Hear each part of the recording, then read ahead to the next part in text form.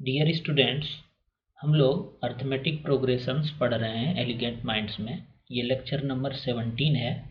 इसके previous lecture में हम लोग एक्सरसाइज 5.3 सॉल्व कर रहे थे और उसमें जो भी इम्पोर्टेंट प्रॉब्लम है उसमें अधिकतर प्रॉब्लम हम लोग अभी तक देख चुके हैं। कुछ और भी प्रॉब्लम है जो कि प्रीवियस प्रॉब्लम से और ज़्यादा इम्पोर्टेंट है, क्योंकि ये सभी स्टेटमेंट बेस्ड प्रॉब्लम है, तो उसको हम लोग आज के लेक्चर में देखेंगे। एक्सरसाइज 5.3 हम लोग सॉल्व कर रहे हैं। इसी एक्सरसाइज का हम लोग 14 नंबर तक प्रॉब्लम सॉल्व किए थे, लास्ट लेक्चर में डिस्कस भी किए थे। तो आज हम लोग 15 नंबर प्रॉब्लम को देखते हैं। ये प्रॉब्लम क्या है? 15 नंबर प्रॉब्लम को देखेंगे कि ये प्रॉब्लम क्या है और कैसे इसको सॉल्व कर सकते हैं। ठीक है, ये सभी रियल लाइफ सिचुएशन से रिलेटेड प्रॉब्लम है। मतलब एक तो हमें ये भी इससे पता चलता है कि अर्थमेटिक प्रोग्रेशन का कैसे हम लोग डे टू डे लाइफ में जो सिचुएशन हमारे पास आता है उसमें कैसे इसको अप्लाई करके हम कैलकुलेशन कर सकते हैं, और इसका अर्थमेटिक प्रोग्रेशन का यूज क्या है ये भी पता चलता है। ठीक है, तो ये प्रॉब्लम ऐसे ही इंटरेस्टिंग है और ये रियल लाइफ से रिलेटेड भी है। तो इन सभी प्रॉब्लम को अच्छे से हम लोग समझेंगे और उसको एपी के हेल्प से सॉल्व करेंगे। यहाँ पे प्रॉब्लम है 15 नंबर प्रॉब्लम। ये क्या बोल रहा है? A contract on construction job specifies a penalty for delay of completion beyond a certain date as follows: 200 for the first day, 250 for the second day, 300 for the third day, etc. The penalty for each succeeding day being 50 rupees more than for the preceding day. ठीक है, how much money the contractor has to pay as penalty if he has delayed the work for 30 days.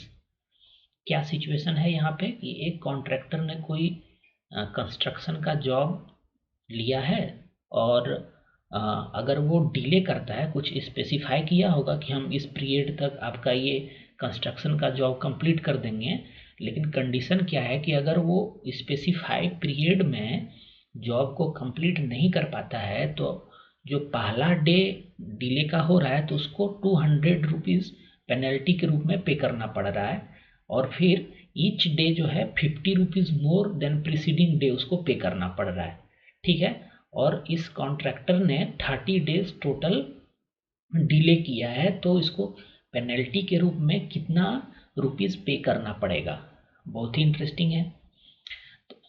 तो इसको समझते हैं हम लोग कैसे solve कर सकते हैं। हमारे पास इंफॉर्मेशंस क्या क्या है पहले वो हम लोग राइट डाउन करेंगे। तो हमारे पास इंफॉर्मेशंस है कि अगर फर्स्ट डे अगर वो डिले करता है काम को, मतलब जो स्पेसिफाइड पीरियड है उससे अगर एक दिन ज़्यादा होता है तो उसको पेनल्टी के रूप में 200 रुपीज़ पे करना पड़ रहा है। मतलब यहाँ पे एपी अगर जो बन रहा है वो कैसा बन रहा है? मतलब फर्स्ट डे उसको अगर डिले किया है तो 200 पे करना पड़ेगा, फिर नेक्स्ट डे उसको 250 पे करना पड़ेगा।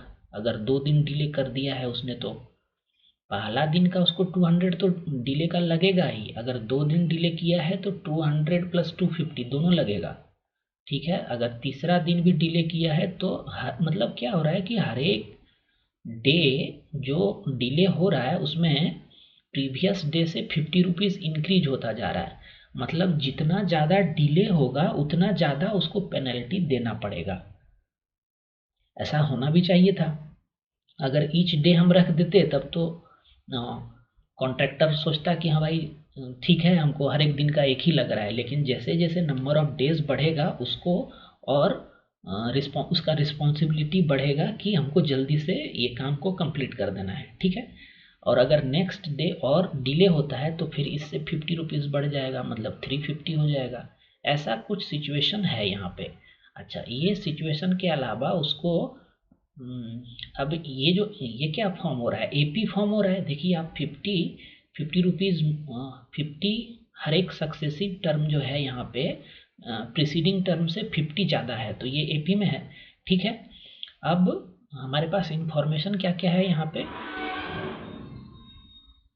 फर्स्ट टर्म जो है इस एपी का वो 200 है, यहाँ से दिख रहा है हमको, और इस एपी का कॉमन डिफरेंस कितना है, इस एपी का कॉमन डिफरेंस 50 है, क्योंकि each successive term preceding term से 50 ज़्यादा है, ये कॉमन डिफरेंस है। और टोटल नंबर ऑफ डिले जो हुआ है डेज में वो कितना हुआ है, 30 डेज हुआ है, मतलब n का वैल्यू 30 है।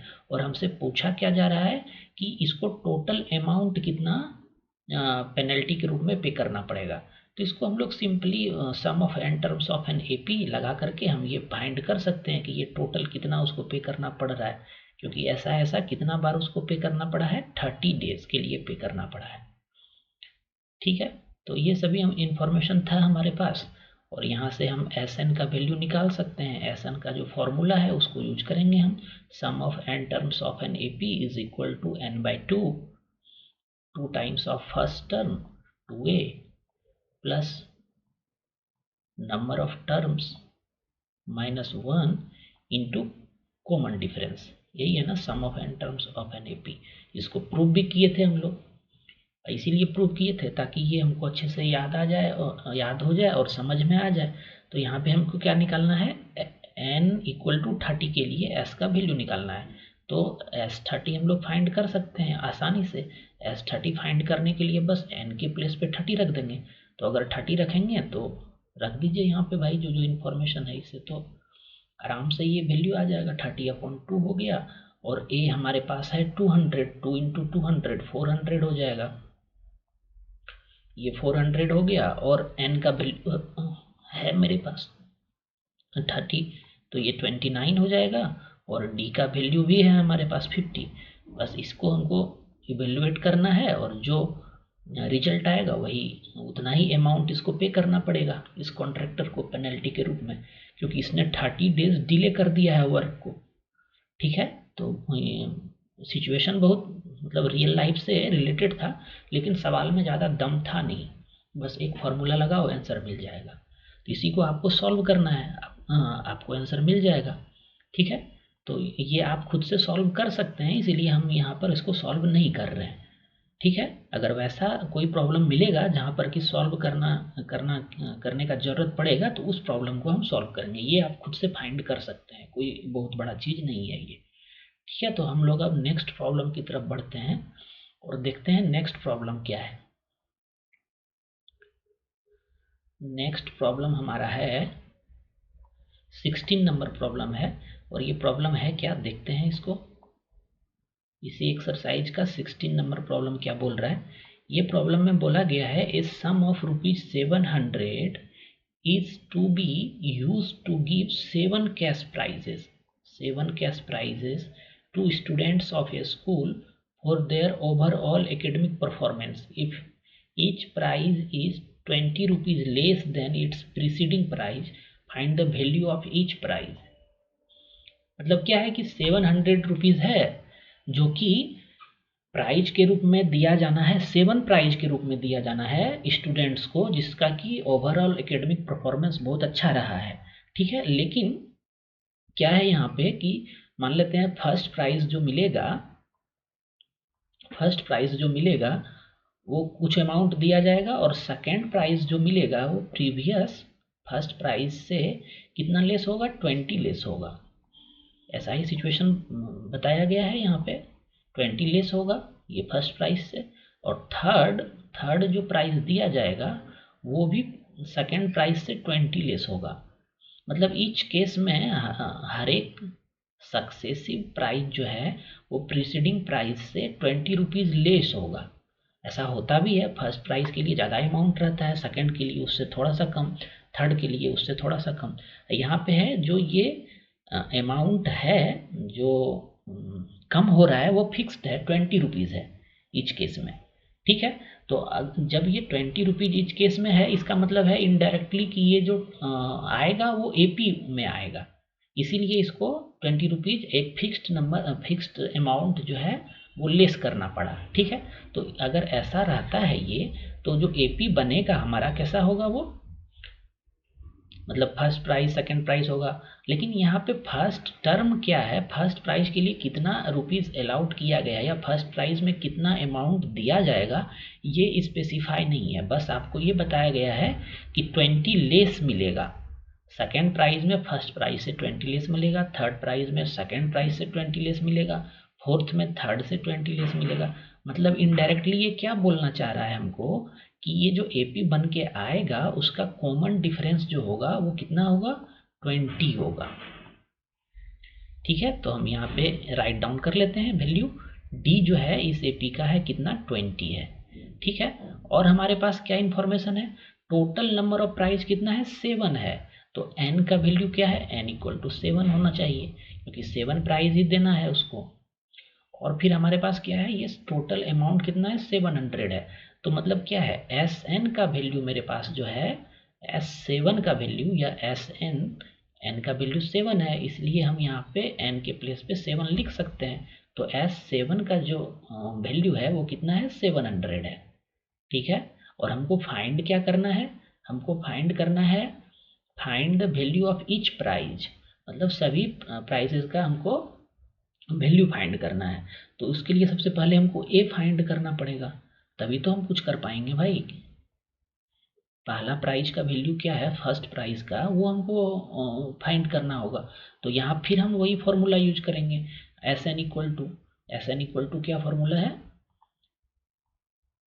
ये बार बार हमको लिखना पड़ रहा है, आपको याद भी हो जाना चाहिए। ये n/2 है, 2 टाइम्स ऑफ फर्स्ट टर्म है plus number of term minus 1 into common difference, यही होता है sum of n terms of an AP. तो यहाँ से हम S7 के लिए n इक्वल टू 7 के लिए इसको अगर बनाना चाहें तो क्या बन के आएगा, S7 इक्वल टू क्या बन के आएगा हमारे पास, 7/2। ठीक है, और 2 टाइम्स ऑफ ए हमको पता नहीं है, यही हमको पता करना है कि फर्स्ट प्राइस का अमाउंट क्या है। और n का वैल्यू तो पता है 7 हम लिए हैं, तो n-1 क्या हो जाएगा, 6 हो जाएगा। और d भी पता है हमको कितना है, 20 है। तो 6 इंटू 20 हम लिख देते हैं यहाँ पे। और क्या है, S7 का भी हमको वैल्यू पता है, 700 है। तो 700 यहाँ पे लिख रहे हैं हम। ये 700 इक्वल टू 7/2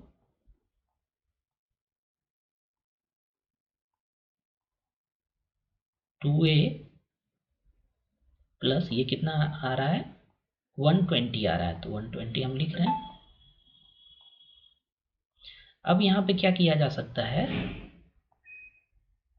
यहाँ पे 700 इक्वल टू हम लोग क्या कर सकते हैं इसको, 700 इक्वल टू 7/2।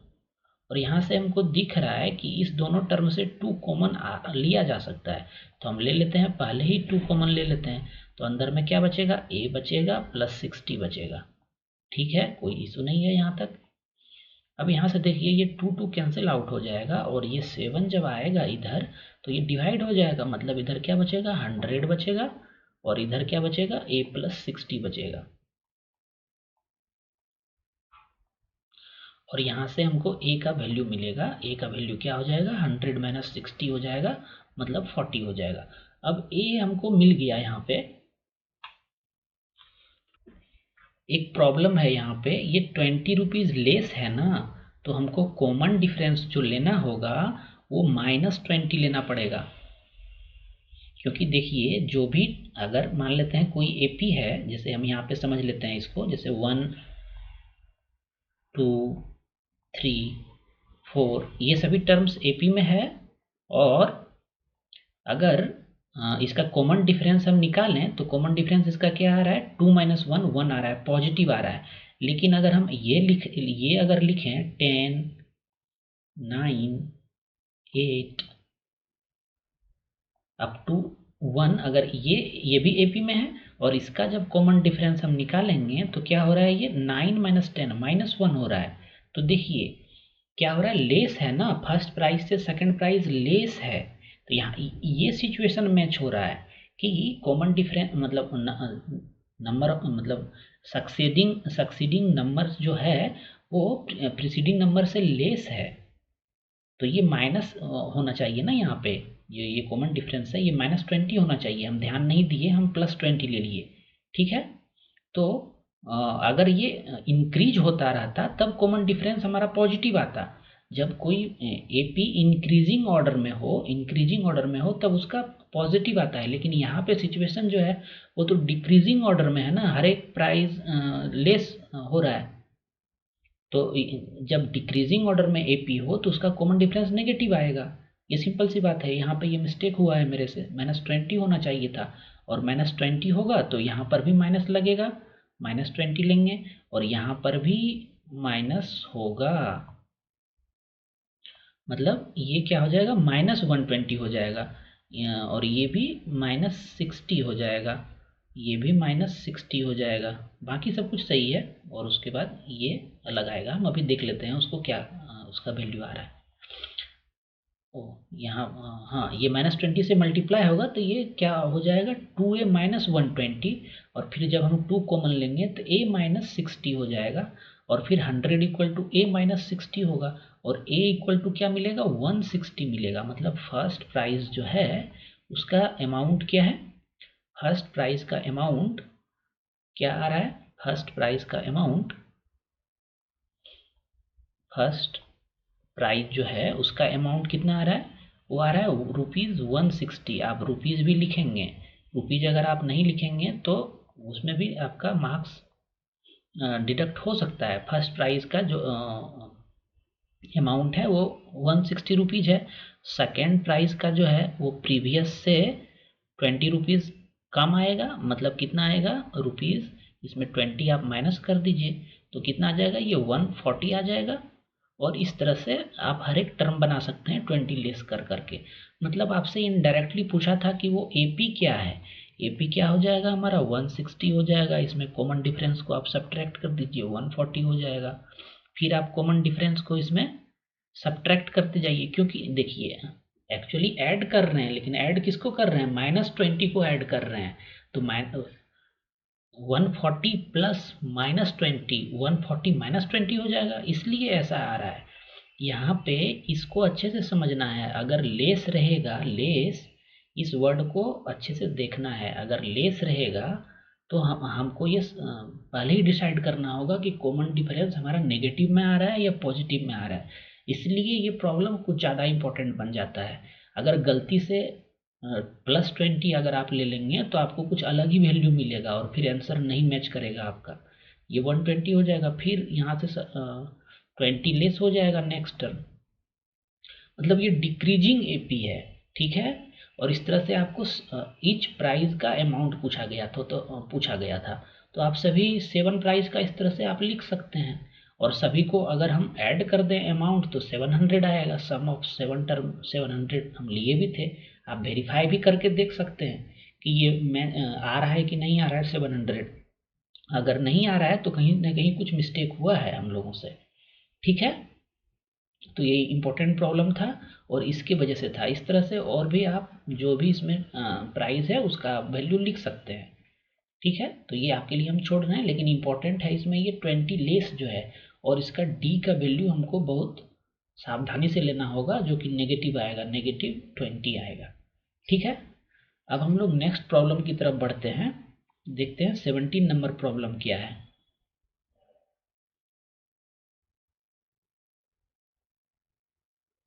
17 नंबर प्रॉब्लम क्या है ये देख लेते हैं।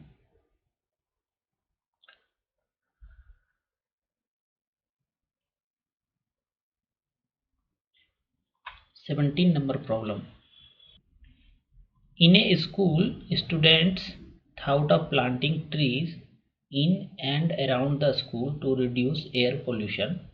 ठीक है भाई, बहुत अच्छा स्कूल है।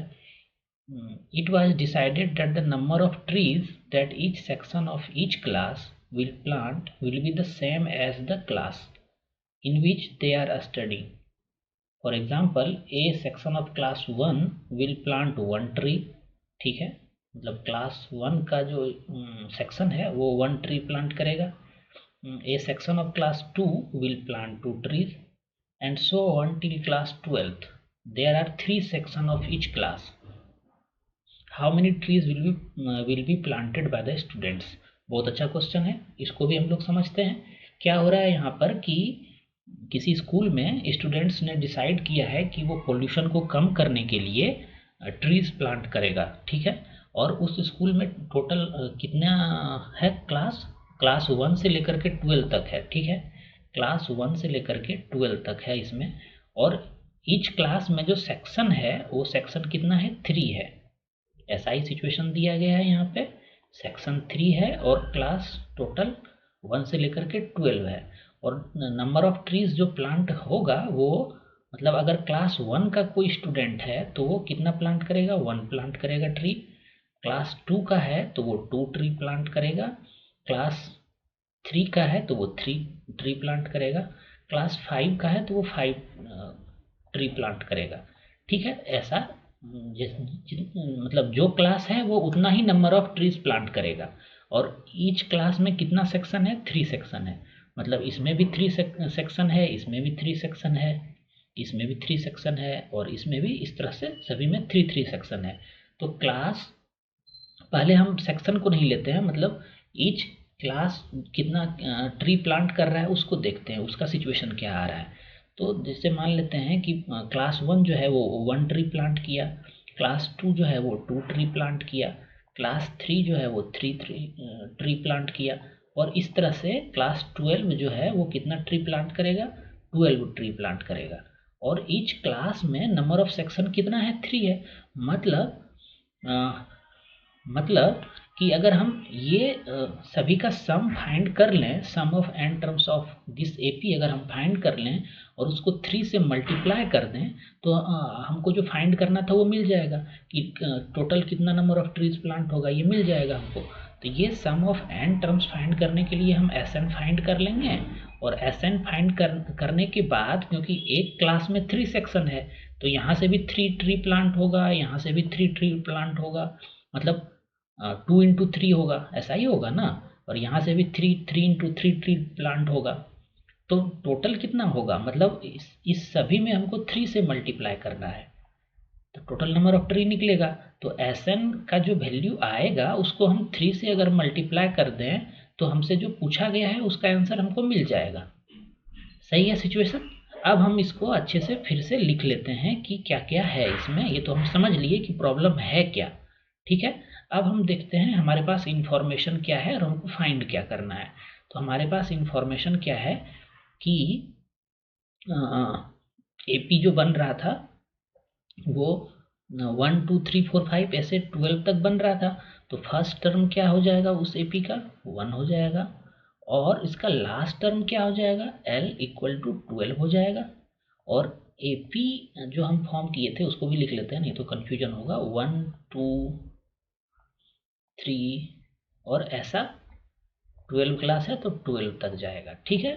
और हमको फाइंड क्या करना है, 3s12 फाइंड करना है। मतलब एस एन के प्लेस पे हम यहाँ पे n कितना है, मतलब यहाँ पे n भी आप लिख सकते हैं। नंबर ऑफ क्लास कितना है, n इक्वल टू 12 है। टोटल नंबर ऑफ क्लास 12 तक है ना वो, मतलब 12 टर्म है इस एपी में। तो S12 तो हमको फाइंड करना ही है, लेकिन हर एक क्लास में 3 सेक्शन है, इसलिए हम 3 से मल्टीप्लाई कर रहे हैं इसको, तभी हमको जो पूछा गया है उसका आंसर मिलेगा। तो हमको ये फाइंड करना है, ठीक है। तो इसको फाइंड करने के लिए हम फिर वही फार्मूला यूज करेंगे, एस एन इक्वल टू, हम जानते हैं थर्ड वाला फार्मूला इस बार यूज करेंगे क्योंकि ये आसान होगा, ठीक है। तो एस एन इक्वल टू हम लोग क्या जानते हैं, n/2, और इस बार हम थर्ड वाला फॉर्मूला यूज कर लेंगे, यहाँ से आसानी से हमको आंसर मिल जाएगा। ए प्लस, मतलब first term plus last term, ठीक है। तो S12 पहले हम फाइंड कर लेते हैं, देखते हैं ये क्या आता है। S12 अगर फाइंड करते हैं तो n का वैल्यू 12 है, 12/2 6 आ जाएगा यहाँ पे। और यहाँ अंदर में क्या मिलेगा हमको, फर्स्ट टर्म 1 है, लास्ट टर्म 12 है, क्योंकि हमको फर्स्ट टर्म भी पता था और लास्ट टर्म भी पता था, इसलिए हम ये फॉर्मूला यूज कर रहे हैं। तो 1 + 12 हो जाएगा, मतलब ये 13 हो जाएगा, ठीक है। अब देखते हैं इसका वैल्यू क्या आता है, क्या आएगा ये, S12 इक्वल टू 6 × 13 कितना आएगा, 78 आ रहा है। ठीक है, मतलब 78 ट्रीज प्लांट, मतलब हर एक क्लास जो है वो 78 ट्री प्लांट करेगा, लेकिन हर एक क्लास में 3 सेक्शन है, तो हमको क्या चाहिए, 3s12 चाहिए ना। तो 3s12 का क्या वैल्यू आ रहा है, s12 का वैल्यू 78 आ रहा है, तो 3s12 का वैल्यू क्या आएगा हमारे पास, 3 टाइम्स ऑफ 78, मतलब 3 इंटू 78, ये क्या आ रहा है मेरे पास, ये 4 आएगा यहाँ पे, और 21 प्लस 2 23, यही आना चाहिए, कैलकुलेशन सही है ना। हाँ ठीक है, मतलब टोटल नंबर ऑफ ट्रीज कितना प्लांट होगा इस स्कूल में, 234 होगा। ये प्रॉब्लम कुछ ज़्यादा नहीं था, बस आपको ये समझना होगा कि इसको रियल लाइफ से हम इस सिचुएशन से कैसे इसको हम एपी के साथ रिलेट करें, ये यहाँ पे मेन पर्पस है। और हम लोग देखें कि ईच क्लास में 3 सेक्शन है, इसलिए इसको 3 से मल्टीप्लाई कर दिए। ठीक है, तो ये इम्पोर्टेंट था, 3 से यहाँ मल्टीप्लाई करना, तब आपको जो मिलेगा वो सही आंसर मिलेगा। ठीक है, तो हम लोग 17th प्रॉब्लम तक सॉल्व कर चुके हैं। इसमें और भी अगर प्रॉब्लम बचा हुआ है तो उसको हम लोग नेक्स्ट लेक्चर में सॉल्व करेंगे, और फिर इसका एक स्पेशल एक्सरसाइज भी है इसका लास्ट में बुक में, तो उसको भी, उसमें भी बहुत इंपॉर्टेंट प्रॉब्लम्स है, उसको भी हम लोग देखेंगे। ठीक है, अगर मेरे लेक्चर से आपको कुछ बेनिफिट हो रहा है तो आप हमें लाइक करके और मेरे चैनल को सब्सक्राइब करके जता सकते हैं हमको, ताकि हम और भी आपके लिए टाइम निकाल सकें और भी इस तरह से एक्सरसाइज सॉल्व करें, और जो टॉपिक है उस पर वीडियो बना सकें। और अगर आपको कुछ हमसे पूछना है या कुछ सजेस्ट करना चाहते हैं तो वो भी आप कमेंट में हमको बता सकते हैं। ठीक है, अभी के लिए बस इतना ही, फिर हम लोग मिलेंगे नेक्स्ट लेक्चर में। Thanks for watching elegant minds.